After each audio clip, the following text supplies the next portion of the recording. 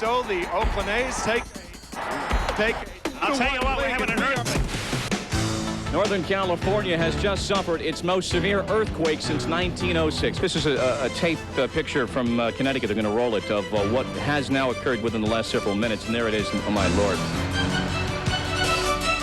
I'm Dan Patrick, along with Bill Patrick, and the reason why we're going long is because of the devastation of the earthquake. And we are feeling a shock right now. And by the time I got back to the hotel, it was like a bomb scare because all the lights were out. My gosh. Downtown San Francisco, it's buckled, it's gone. Shut off the gas, shut off electricity. Don't expect services for 72 hours.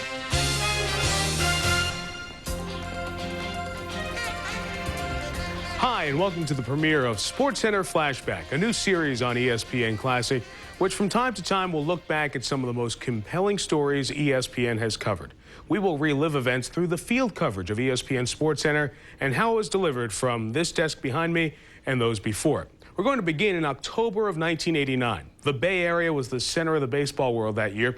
The San Francisco Giants and Oakland A's playing each other in the World Series. It was the first time the two teams from the same or neighboring cities had reached the Fall Classic together since the Yankees' Don Larson stamped perfection on the Brooklyn Dodgers back in 1956.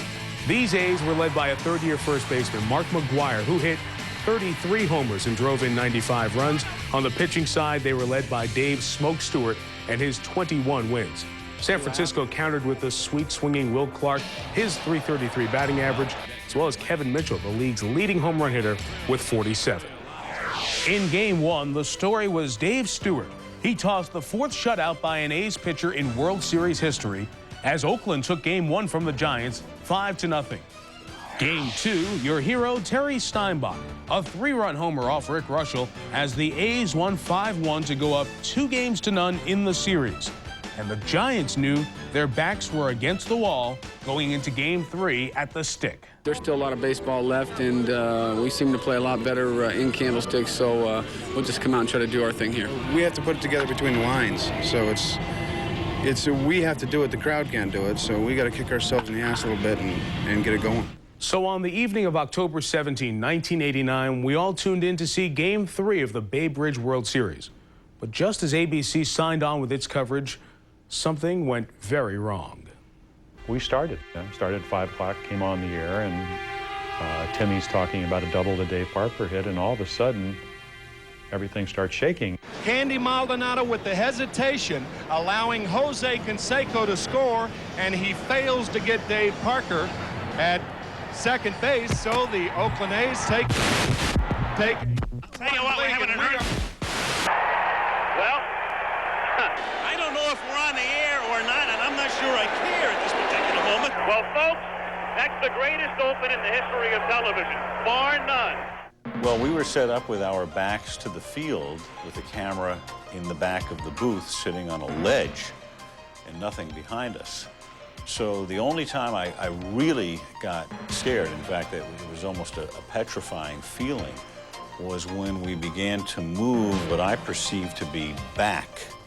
We were both under the impression that on the way down, in grabbing for something, we ended up grabbing for the armrest. Well, what in effect we were doing was grabbing for the thigh of our partner, and that's what we ended up both with bruises on our thighs the next day. I look over at Tim McCarver, and he looks like he's on a surfboard because he's trying to keep his balance. And a 4-foot wave came through the booth. Al's white. Timmy's trying to keep his balance.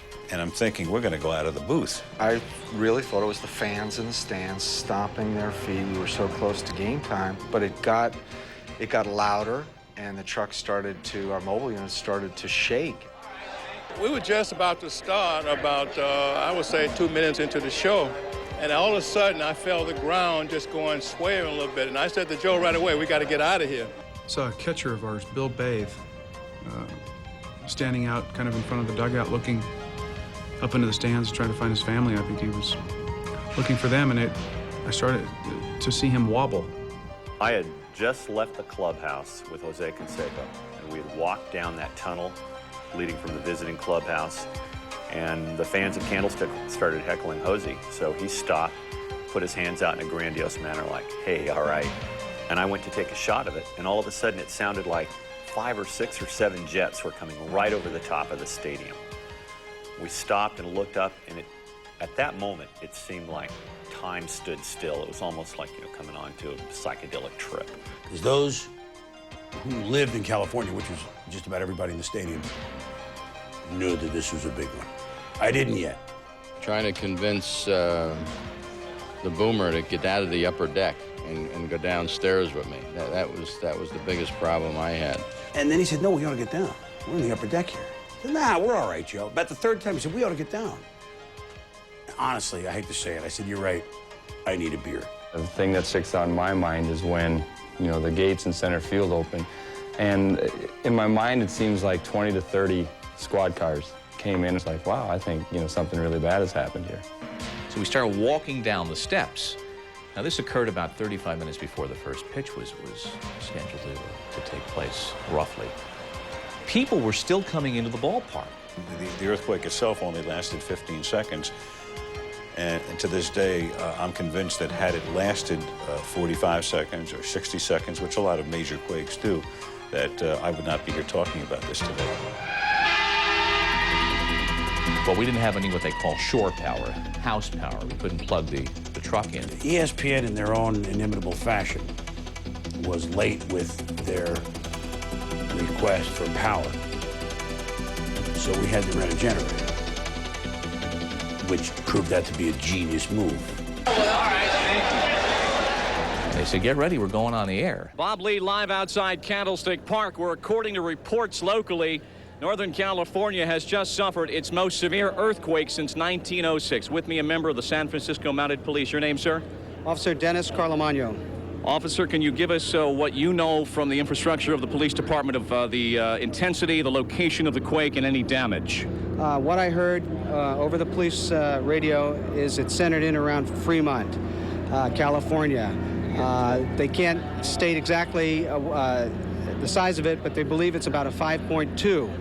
Fremont out in the East Bay, for those around the nation not familiar. Is that correct? About, what, 15 miles from here, 20 miles? That's correct. The minute it happened, we knew, we were there to do television. It was chaotic. It was something that we did not expect, obviously. So it was very chaotic and put us into a new sort of mode that I know I had never experienced before. So we went in a little compound outside our truck. I don't think we had lights. I was lucky to have an earpiece and a microphone, and we got on the air. The initial reading is a 5.2 on the Richter scale. There has been damage. I can look out this particular way. I don't believe we can get the shot, but I can see some smoke out this way. There are aftershocks occurring right now. Can you guys in the truck feel it? I'm having trouble. Okay. It's not really apparent to us here. The remote truck, which is 15 feet to my right, is up on an 18-wheel trailer, and it's more apparent to them, the KBYU remote truck, and they are sensing some aftershocks in there. And again, the first was at 5:05 local. It's now 5:26 local. And there has been damage. There has been damage, I am told, to one of the bridges over the bay. We do not know which bridge it is, whether it is the San Mateo Bridge, and I am told it is the east side of the Bay Bridge. There may be some damage. How much, I don't know. We can't tell you. We are relaying other media reports and reports that we're getting from the San Francisco Police Department. But the east side of the Bay Bridge, which is the bridge at the northern end of goes basically from central San Francisco directly across near to downtown Oakland, may have sustained some damage near the east side, near the Oakland side of San Francisco Bay. They didn't say a section of the Bay Bridge had fallen down on another section. So you're thinking the Bay Bridge fell, like the whole thing is in the bay? You don't know. So it wasn't until then that we felt that, it was way more than what we had thought it was. We are back live outside Candlestick Park, an ESPN special report. I'm Bob Lee. We are now 29 minutes removed from a major earthquake that has struck Northern California that has put the World Series in neutral. Again, if there was any confusion, we apologize for it. We had those blimp shots of the damaged Bay Bridge. It is the Oakland Bay Bridge from San Francisco, basically the center of town, over towards Oakland. That is the bridge that has apparently sustained damage. Freeway has collapsed where?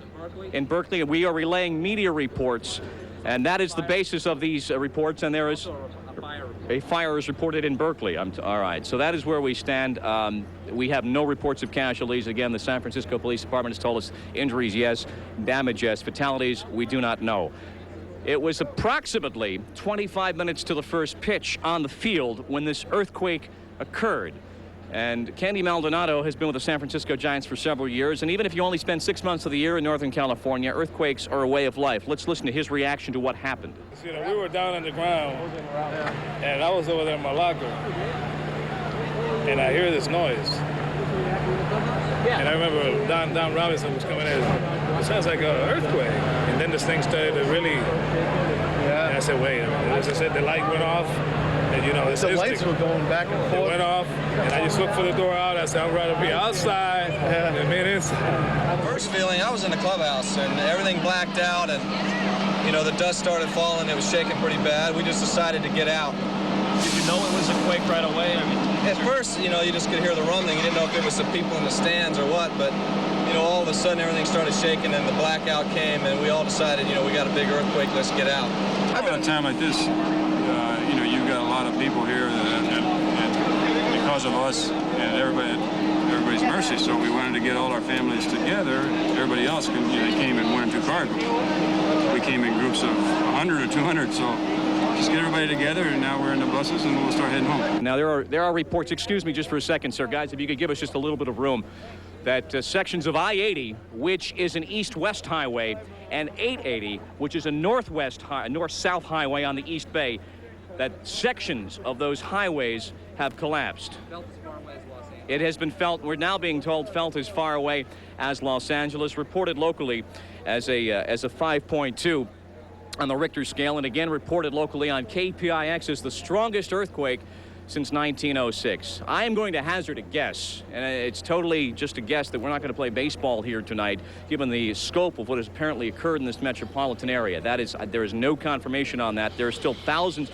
Joe, come on over. Joe Torre, who is analyzing with us, you just left the ballpark. How many people would you say if it holds 62? About half full still, or more than half full? Probably half full. The thing that scared us, Bob, we were up top. We were about 5 rows from the top where you were sitting there, and it was really scary. And a lot of the people all have transistor radios, all trying to get some information. They say there's some major fires around town, and it's part of the Bay Bridge, and it's frightening at 5 o'clock in the afternoon. Have they made any announcement inside to the fans? They made an initial announcement about a minute after the quake. Have they made any further announcements inside? There was nothing else said, but they still have no electricity, and without power, I'm sure they're not going to try to do anything, especially with what you mentioned, how disastrous this thing could be. The scope is frightening. I'm sure we're going to work on getting some more player reacts. Thanks, Joe. Yeah, it's your first, it's my first, and it's apparently elements of tragedy to this earthquake that has occurred. When we return on SportsCenter Flashback, the first dramatic pictures of the Bay Bridge collapse and another earthquake on live TV.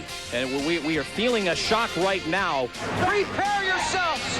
Shut off the gas! Shut off electricity! Sports in history. This is ESPN Classic.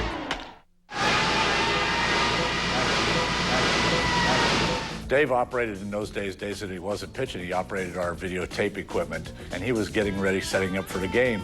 And when we came running back in after all the dust was cleared, Dave was right there, and he says, "Hey, man, it was just an earthquake. It's nothing to be scared of." He was the only one that stayed in the clubhouse the entire time. Now, Dave Parker, on the other hand, I heard, when the earthquake started, ran to his locker, grabbed his jewelry, ran out into the parking lot. God, you know, if this place goes down, I've got my jewelry here.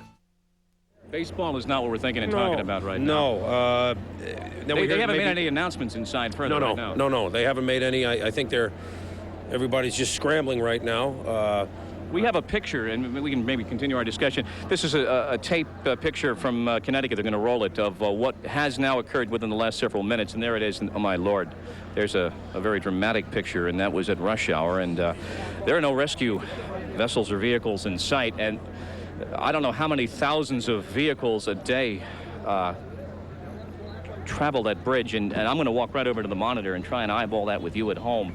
I mean, you can see the damage there.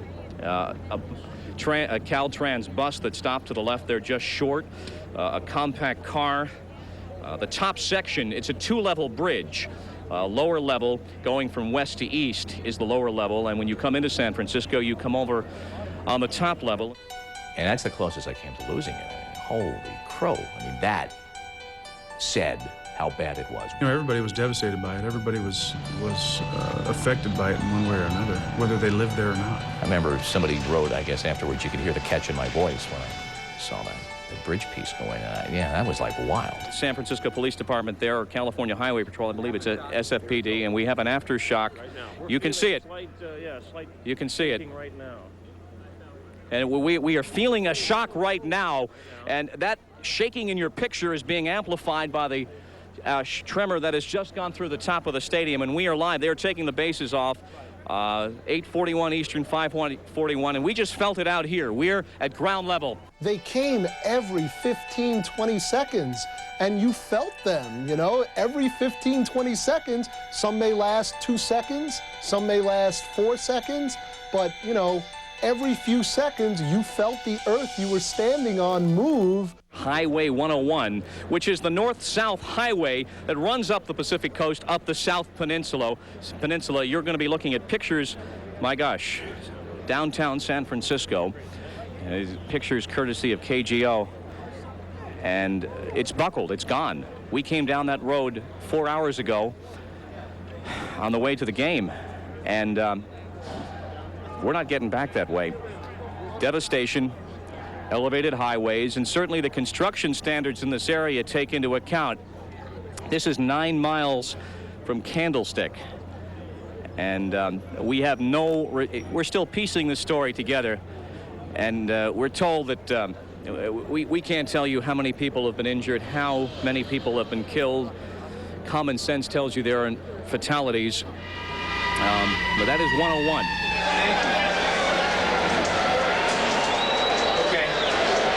And then the real hero of the earthquake was a commander named Isaiah Nelson. He said, I don't want to be presumptuous, but you ought to cancel this game. And I said, absolutely, consider it canceled. Game has been officially postponed by Commissioner Fay Vincent, and I don't believe that was a tough call at all. He said, first advice I give you is don't go out of sight. He said, everybody's looking at you. You must stay visible. Don't go behind the stands. Don't go inside. Just stay here and look as if everything's all right. And my judgment was we should postpone this game so that people could leave the stadium in an orderly fashion while it was still daylight. When we return on SportsCenter Flashback, the earthquake's aftermath begins as players and families regroup, including one player unable to find out if his young child was safe at home.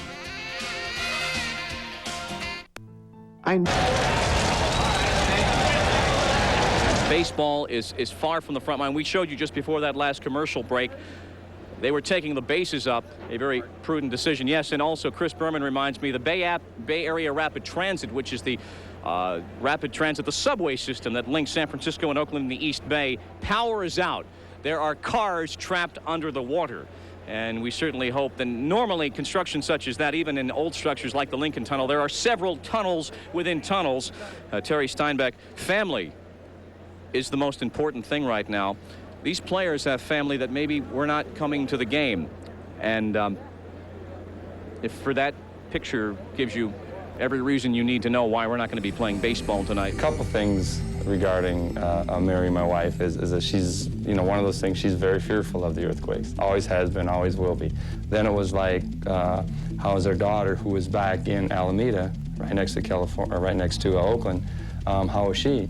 Can we call her or anything like that? And that was right during or before the cell phones were coming out and all that. Everything was fine, but you can imagine as parents how difficult that would be, not knowing.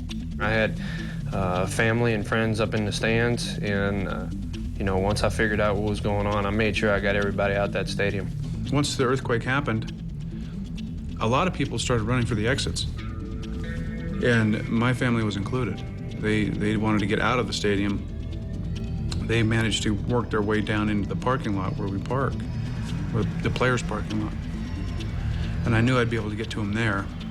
It took me, I went some back routes. It took me about an hour and 10 minutes of what would be a normal 20-minute trip to get back to the house, and they showed up 4 hours later.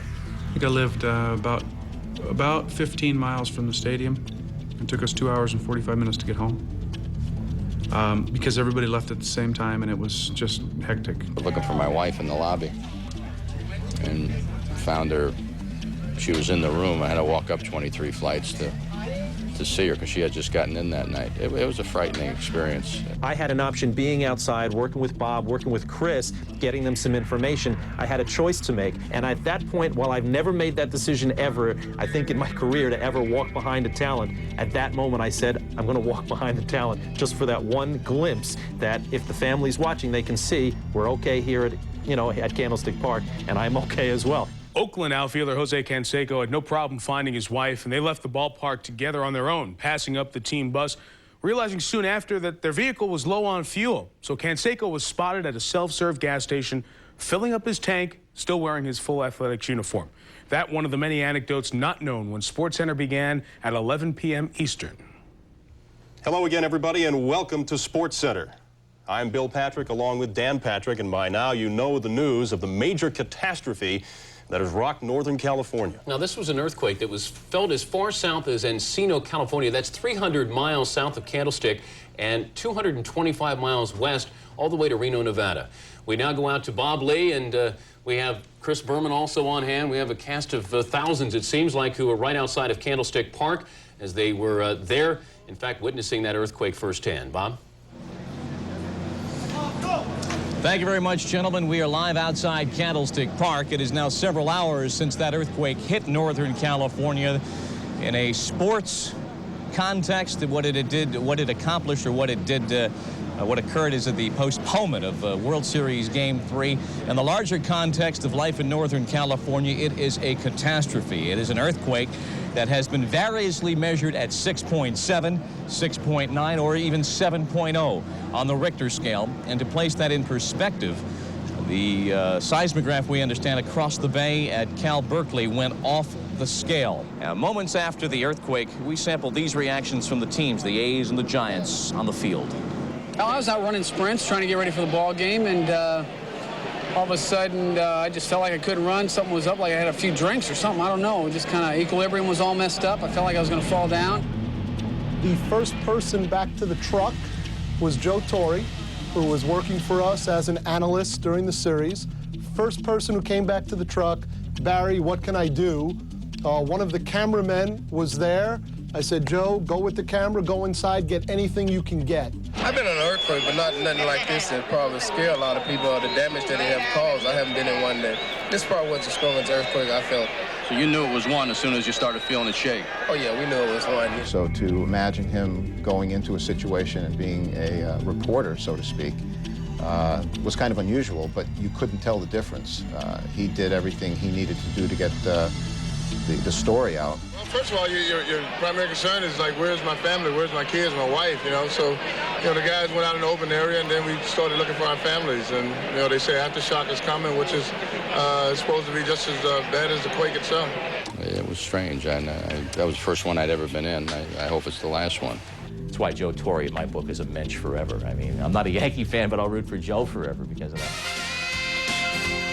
When SportsCenter Flashback returns, we track down the man in charge of the stadium. Our cameras assess the damage to the stick. Next. We're joined by one of the umpires who has a night off. Didn't expect to have a night off, Al Clark. I visited you in the umpire's dressing room. Roger Craig came down. Yeah, we know that we didn't go over this in the rules. Were you still in the room down the right field line when it happened, or were you out on the field? Where were you? I was absolutely devastated. I was standing up in my long johns and getting prepared to work the ballgame. We're only about a half an hour from the ballgame, and we just, I don't know, I was standing there, and the walls and everything started to shake. The first thing that happened was confusion, then absolute unadulterated fear, absolute fear. Then the realization that it was an earthquake, and then the realization that I didn't want to be in this building. The walls were actually moving. And it's a pretty small room here. Yeah, and the cinder blocks were actually waving.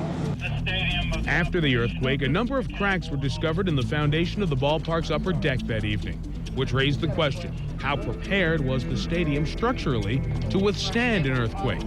SportsCenter caught up to Candlestick Park's VP of Operations, George Costa. We've been reinforcing the concrete with steel in the wind baffle, which is at the top of the stadium, and we've been actually undergoing a lot of construction. Anytime the Giants aren't in town, we have crews out here working, and it was ahead of schedule. There was a chance, had this job not been done and not been done correctly, a big chance that things could have fallen onto the upper deck, which might have made the upper deck fall to the lower deck. Can you imagine that? You're actually kind of bolted on. You're not part of the stadium. You're kind of cantilevered by some bolts onto the stadium, and then the booths, I thought any moment, would be falling. You know, I knew Brooks Robinson was there sitting in the box seats. I figured I'd be visiting Brooksy, falling about maybe 50 or 60 feet from the mezzanine section. Candlestick Park held up better than any park would under those circumstances. It was built exactly the way it was supposed to be built in case of an earthquake.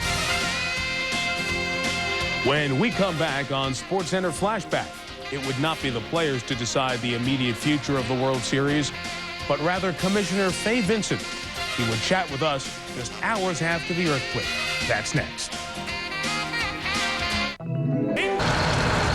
We stayed at the ballpark till about 10 o'clock at night that night, and had to find my way back to the hotel because part of the, I think, 101 was closed. And by the time I got back to the hotel, it was like a bomb scare because all the lights were out. When we came back that night after the earthquake, it looked like a bombed-out European city must have looked during the war. My thought was, this must have been London during the bombing. Then we got a police escort. It was taking a bunch of cars into downtown. We had no idea what we were going to see. You come down into downtown, and I remember seeing a giant crack through the street. It's like, wow. A's officials say that their team bus could not go directly from San Francisco to Oakland that night. They first went south to San Jose, then up to Oakland, taking 2.5 hours for what's normally a 15-minute drive. Of course, Commissioner Fay Vincent, who was still at Candlestick, had not yet personally experienced the effects of the quake's damage. Just hours after it hit, the commissioner sat down with our Bob Lee. Obviously, we need to know a lot more before we make some judgments about tomorrow night's game. It's too early for me to know whether we'll play tomorrow night. I hope so. But you're right, the community has been hit. We know there's some damage in this area generally, and we have to be in touch with government authorities and deal with ourselves as part of the larger community. I draw the parallel 1963, the President Kennedy assassination, when the National Football League played games that Sunday and has regretted it ever since. Pete Rozelle has called his largest mistake. Is something like that in the back of your mind, certainly in the context of this entire event, trying to appear and to be responsible? Well, that specific event wasn't in the back of my mind. It's clear to me that we have to get advice and judgment from government officials before we make a decision on whether to play. I want to be sure that the government people think it's appropriate for fans to be coming here, that transportation is working. There are a number of factors that will affect this game over which we have no control. But the funny story was I canceled the game without talking to anybody, and obviously there was no question about it. And later, the umpires filed a form of protest saying that how dare I cancel the game without talking to them. Commissioner said in that interview taped earlier tonight, they've got to assess the situation at Candlestick. They have to look at the structural question. They also have to consider the entire infrastructure of the Bay Area with the damages to the bridges and also to the highways and also to being responsible parts of this society. Well, let's send it back now to SportsCenter to Bill and Dan. We continue our coverage of this story. Gentlemen. Damage was done outside of San Francisco. The Bay Bridge partially collapsed, a 50-foot section. You can see it there. You can also see how badly the bridge snapped under the tremors of the quake. Buildings collapsed. There was rubble all over the streets. Fires everywhere. Reports of up to 50 people dead as a result of the earthquake. Those buildings that didn't burn, some collapsed. There's one of the fires reported in downtown San Francisco. Streets split. There wasn't always visible damage noticeable on the outside, but there were certainly plenty of damage to many stores in the San Francisco and Oakland areas. Shut off electricity, store water, prepare for aftershocks, prepare for 3 days of no services. You got 90 minutes of light left. You better make use of your time. But for most people, it'll take a lot longer than 72 hours to get their lives back together. The loss is absolutely staggering at this point. No way of knowing, of course, how much damage has been caused by this earthquake. It may take months to determine that. And again, reports of up to 50 people having lost their lives as a result of this catastrophe. When we come back on this SportsCenter Flashback, rescue teams try to find more survivors in the quake's aftermath. But first, the baseball commissioner makes a decision about the future of this World Series.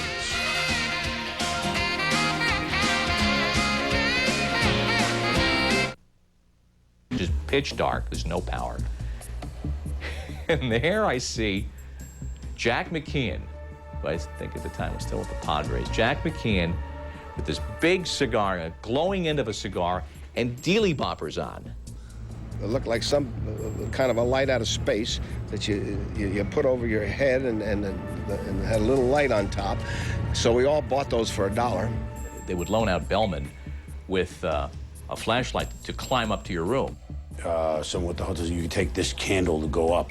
And so you go up your stairs one by one, and then you're looking at each room number. The next day, in the lobby of that very same hotel, the St. Francis, at a press conference that was lit by only candlelight and TV cameras, the commissioner announced his decision on if and when to proceed with the World Series.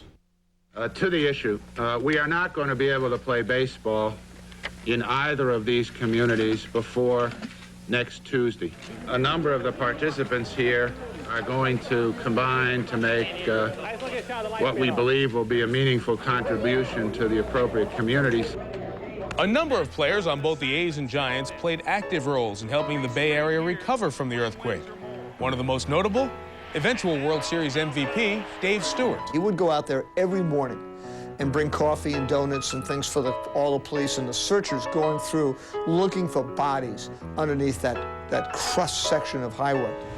There are nights that I've had problems sleeping, and I would go over to the Cypress site and just hang out and just see what exactly is going on. By Saturday, the players were gearing up for Tuesday's Game 3. They were starting to focus on their professional responsibilities, as you'll see in this report from the late Tom Mees. As you watch the players and coaches, you got the impression that they were chomping at the bit, ready to resume the '89 World Series when possible. But you also got the impression that for the first time since the earthquake last Tuesday, that there was a real sense of optimism among the Oakland A's players, and it didn't only have to do with baseball. Just as Tuesday's earthquake tragedy overrode the excitement of the World Series here in the Bay Area, earlier today, under the rubble of Interstate 880, some good news for a change. Yes, there was life where once it was thought only death existed. The rescue of 57-year-old Buck Helms was as much on the mind of the Oakland A's players as getting ready to resume the series. When something like this happens, something as devastating as this, and then you hear a story like that, it really makes you feel good, even if you're not directly involved. But now back to the mundane business of the Baseball World Series. Yes, the players are looking forward to resuming the series, but they also look at it as not only a game, but a chance for therapy for them as a team and for the Bay Area itself. It's just a tough situation, especially happening here in the first World Series in a long time in this Bay Area, as far as the Giants or the A's are concerned. And for that to happen was a devastation. But I think by moving them back a week, it's a great idea. I think people are going to be excited to watch baseball again. Work continues at San Francisco's Candlestick Park. Hopefully, the last touches before the park will be used on Tuesday. But that final decision has yet to be made by the baseball commissioner, Fay Vincent. Reporting from San Francisco, I'm Tom Mees, ESPN. But the day after that report aired, San Francisco Mayor Art Agnos declared that playing on Tuesday was, quote, unequivocally impossible. The players were left puzzled and frustrated. We never really said that we were likely to play in the interval because we didn't have authority from the city. I mean, my judgment was that you couldn't play until the community was ready. Originally, it was going to be about a 5-day delay. And then they realized that they couldn't get the transportation links back in a position to handle movement through the Bay Area in that time frame, so they waited another 5 days. You know, I think if everybody looked back on it and said, well, we got to wait 10 days, they'd probably wound up canceling it. The mayor was difficult. And I can understand why. His view was, why don't you postpone the series a month or two? And I tried to explain to him that I couldn't do that. We'd have to play somewhere else. Mentally, you're starting to get ready for, again, like we described, the getting ready professionally to play a very important game. You get up, they say, no, we're not ready yet. I just had to get the mayor to say that it was in the interest of the city to play. And eventually he did, after a few sort of strong exchanges. But they had to play, and they were going to play. And they waited, I think, a decent interval. When they did resume, had rescue crews throughout the first ball. They did all the right things. So finally, it was back to baseball. And for a short time, thoughts were on the diamond and not on the destruction that affected everyone in the Bay Area for the prior 10 days, no matter who or where they were. You had to get a card to go back to your house in the marina. And Bob Welch, he had his card. We're walking down the street past the Marina School, and who was standing there in line with a white windbreaker, slightly unshaven, waiting for his pass, but Joe DiMaggio. When we come back, the A's and Giants get back to playing baseball. You're watching SportsCenter Flashback. Ever use the wrong...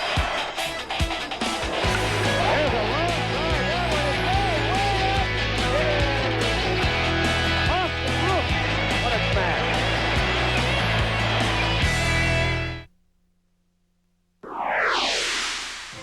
10 days after the quake, Dave Henderson's fourth-inning homer off Scott Garrelts lifts the A's to a 13-7 win over the Giants in Game 3. And when Dennis Eckersley finished off Oakland's 9-6 win in Game 4, the A's celebrated their first World Series title since 1974. We showed the world how good a ball club we have. Last year, Dodgers took it away from us, but this year we pushed all year long to get to this point, and now we've got that last piece. I've been looking for that last out about 4 years now, and you know, since '86, that last out got away from me, and I was looking for that last out a long time. We got a chance to get it done and play, and the guys were ready. You know, we stayed on top of our game somehow, and that's just a sign of the type of manager that we have. He keeps us intense. He finds a way to keep us ready. We came out and we played the last two games like we were supposed to play. You know, once people got back to us, let's just get the thing over. But it wasn't the same. I don't think anyone's hearts were really in it. When we came back from that 10-day layoff, it was, I mean, people were still rooting and cheering, but it had lost a lot of its luster. I found it very ironic when the national press were trying to say the World Series should be canceled in deference to I don't know what, to the people who had died or to the magnitude of the tragedy, but I felt it was unbelievably sanctimonious because I knew what the people of the Bay Area wanted was a resumption of the World Series. We decided that we were going to play the other two games in tribute to the people that lost their lives, the people that lost their homes and or lost family members, that, you know, to give respect to them. Not because we wanted to play it, but out of respect for them and our community that we were a very big part of. We wanted to, you know, to give back in whatever way we could. It was Mark McGuire a few years later saying that he thought the final two games of that series should have been canceled, even though his A's were up 2-0 at the time. A year later, Oakland reached the Fall Classic for the third straight time. But before the A's and Reds met in Game 1, Bob Lee took a one-year look back on a town that was still digging out from under. For those of us at Candlestick Park, it was a novelty, an inconvenience. But tragically, here in Oakland, it was much more than that. 38 people died when the Cypress structure, the elevated highway, collapsed. The Marina District of San Francisco, or down in Watsonville and in Santa Cruz. The earthquake that lasted 15 seconds will last a lifetime. Rebuilding has been very slow, even in San Francisco's Marina District, where the scars, physical and emotional, remain. Bob Welch of the A's still lives there. You walk out the front door, you know, and all the construction and everything that's still going on is a constant reminder, but, you know, something that a lot of people were affected, you know, by death. Across the bay, Oakland City Hall remains vacant, unsafe. The 880 Cypress structure, scene of such agony and courage, is gone. What remains is recovery.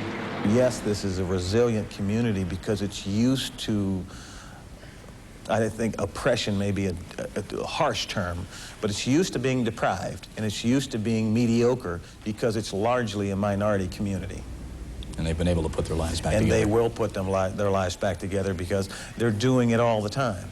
Of all the bonds forged through this tragedy, none transcend this one. Shara Cox lived here in the marina. She was trapped in the wreckage of the collapsed building. Within 30 minutes, San Francisco fireman Jerry Shannon crawled into the debris. As we started to go in, people were saying, just for our own good, letting us know that it could be an aftershock and what was going on with the building. You were actually telling him to get out, too. Their story was dramatized in a recent TV movie. The rescue was endangered when the collapsed building ignited. Well, when the building caught fire, then it got to be kind of a race. They started pouring water in because it got so hot it was unbearable. Jerry calmed me, though. I mean, he kept promising me he would not leave me. I asked him at one point not to leave me, and he said he wouldn't, and he would be there, and he would get me out. She had broken her hip, but after several hours, Jerry and several fellow firefighters brought her out. A remarkable moment in the midst of tragedy. He's checked on me in the hospital, make sure they're doing therapy right. He and his wife bought me a Christmas tree and decorated my apartment last Christmas and taken me out to dinner. It's definite, more than friends. 1 year later, that spirit fills the effort of returning so many lives to normal. In San Francisco, I'm Bob Lee, ESPN. Candlestick Park opened in 1960 and was one of the first stadiums built with earthquakes in mind. Since then, both seismic codes and building techniques have greatly improved. The Giants' new stadium has stronger beams, whole walls anchored to the frame, which act like beams, as well as stockier columns. All of those features will help it better ride out a possible earthquake. Who knows what might have happened at Candlestick Park during the evening of October 17, 1989, if the center of the earthquake had been closer than 70 miles away. For ESPN Classic, I'm Mike Tirico. Thanks for watching SportsCenter Flashback. So the Oakland A's take a 2-1 I'll tell you what, we're lead, having and an we are earthquake.